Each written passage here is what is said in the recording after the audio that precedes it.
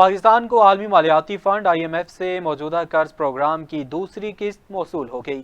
Report کے مطابق عالمی مالیاتی ادارے نے 1 ارب 2 crore 30 lakh dollar state bank of Pakistan کو منتقل کر دیے۔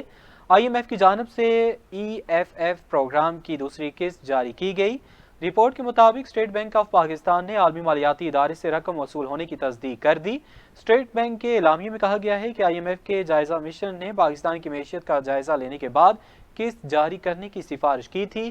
IMF کے ایگزیکٹو بورڈ نے گزشتہ ہفتے 9 مئی کو بھارتی مخالفت کے باوجود پاکستان کے لیے رقم جاری کرنے کی منظوری دی تھی۔ دوسری قسط کی رقم 16 مئی 2025 کے زر مبادلہ ذخائر کا حصہ ہوگی اور IMF ایگزیکٹو بورڈ نے پاکستان کے لیے 2.4 ارب ڈالر کی منظوری دینے کا اعلامیہ جاری کیا تھا۔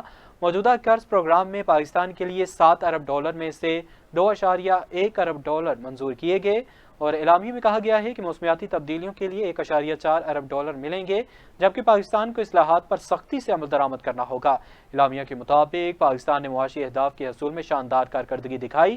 آئندہ مالی سال سے زرعی آمدن پر انکم ٹیکس کی وصولی کو یقینی بنانا ہوگا۔ اعلامیہ میں مزید کہا گیا تھا کہ پاکستان کا بجٹ سرپلس 30 جون تک 2.1% ہونا چاہیے۔